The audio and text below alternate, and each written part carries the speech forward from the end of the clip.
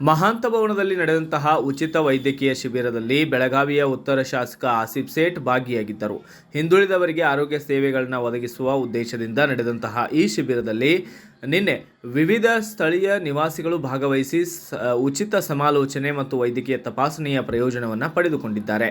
ಈ ವೇಳೆ ಶಾಸಕ ಅವರೊಂದಿಗೆ ಬೈಲಹೊಂಗಲದ ಎಂಎಲ್ಎ ಶಿವಾನಂದ ಕೌಜಲಗಿ ಸಹ ಕಾರ್ಯಕ್ರಮಕ್ಕೆ ಪಾಲ್ಗೊಂಡು ಸಾರ್ವಜನಿಕರ ಆರೋಗ್ಯ ಅಗತ್ಯತೆಗಳನ್ನು ಪರಿಹರಿಸುವಲ್ಲಿ ಸಾಮೂಹಿಕ ಪ್ರಯತ್ನದ ಮಹತ್ವವನ್ನು ತಿಳಿಸಿದ್ದಾರೆ.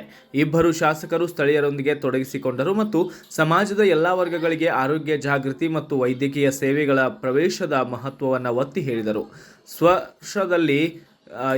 ಸ್ಪರ್ಶದ ಕ್ಷಣದಲ್ಲಿ ಈ ಕಾರ್ಯಕ್ರಮವು ಮಾಜಿ ಮುಖ್ಯಮಂತ್ರಿ ದಿವಂಗತ ಎಸ್.ಎಂ. ಕೃಷ್ಣ ಅವರ ಸ್ಮರಣಾರ್ಥ 2 ನಿಮಿಷಗಳ ಕಾಲ ಮೌನಾಚರಣೆಯನ್ನು ಆಚರಣೆ ಮಾಡಲಾಗಿದ್ದು, ರಾಜ್ಯಕ್ಕೆ ಅವರು ನೀಡಿದ ಕೊಡುಗೆಗಳು ಅಷ್ಟೇ ಅಲ್ಲದೆ ಅದರ ಅಭಿವೃದ್ಧಿಯ ಮೇಲೆ ಅವರ ಶಾಶ್ವತ ಪ್ರಭಾವವನ್ನು ಗೌರವಿಸಲು ಶ್ರದ್ಧಾಂಜಲಿಯನ್ನು ನಡೆಸಲಾಯಿತು.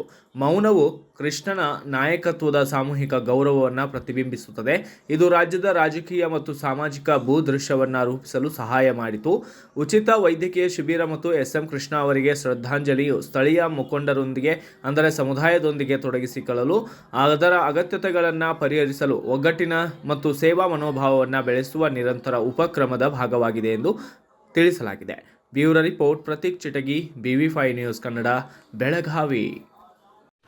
Thanks for watching. Read, discuss and debate with editor Dr. Yan Prashant Rao. Wanted reporters in print, digital and visual media for Bharat Vaibhav Daily Newspaper, BV News 5 Channel and BV Fast Web News from all the talukas of Karnataka, Goa and Maharashtra.